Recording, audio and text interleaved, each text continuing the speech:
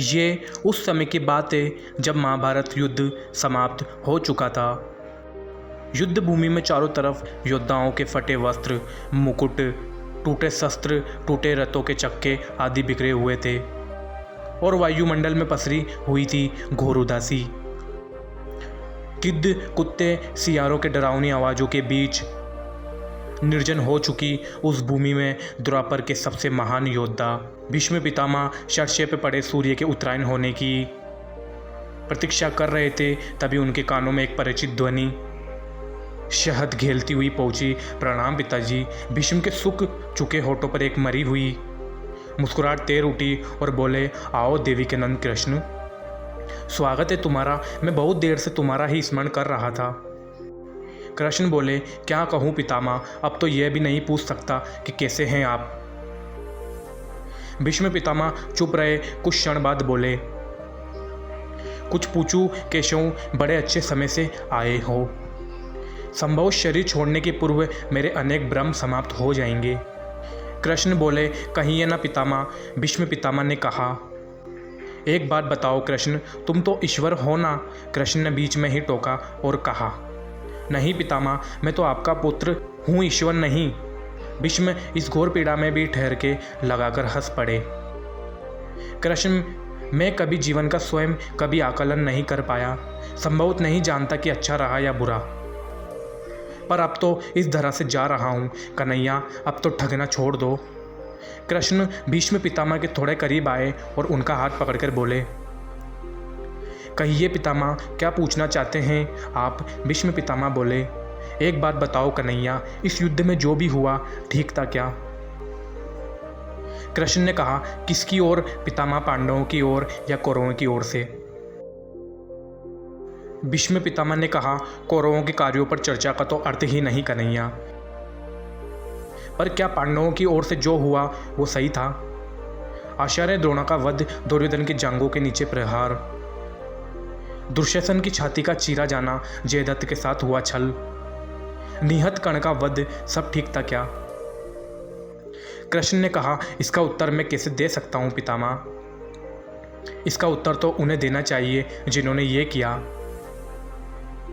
उत्तर दे दुर्योधन का वध करने वाले भीम, उत्तर दे कर्ण और जयदत्त का वध करने वाले अर्जुन।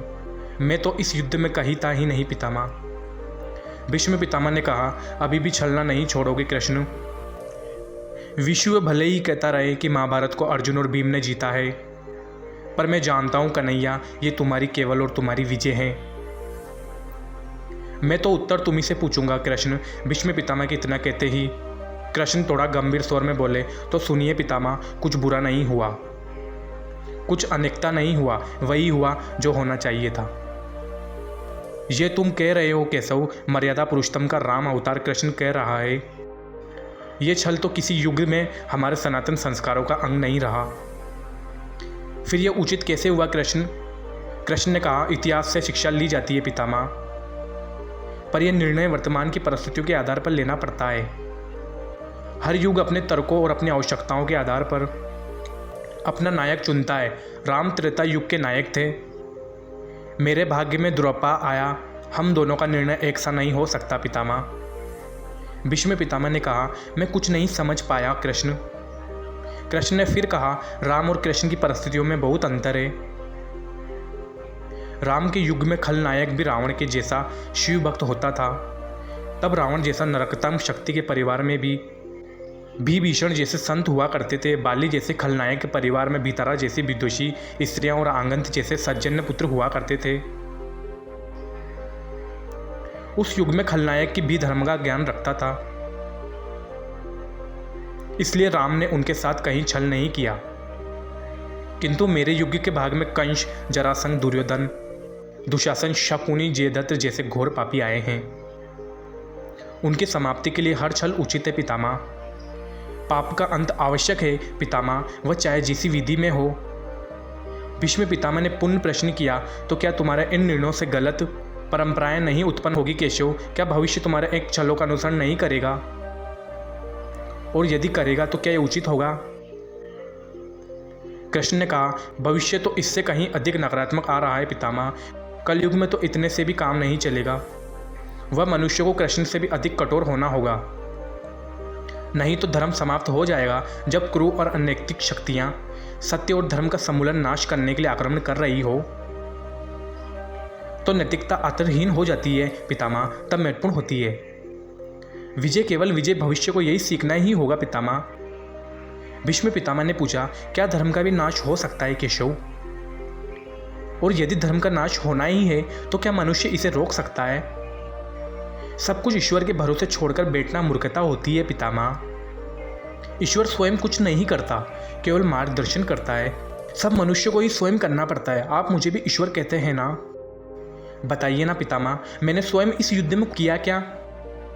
सब पांडवों को ही करना पड़ा, ये प्रकृति का संविधान है।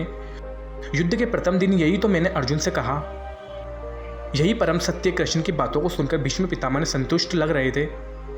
उनकी आंखें धीरे धीरे बंद होने लगी। उन्होंने कहा, चलो कृष्ण, ये इस पृथ्वी का अंतिम रात्रि है। कल संभव चले जाना होगा। अपने इस अभोग्य भक्त पर कृपा करना कृष्ण। कृष्ण ने मन में ही कुछ कहा और भीष्म को प्रणाम करके वहां से लौट चले।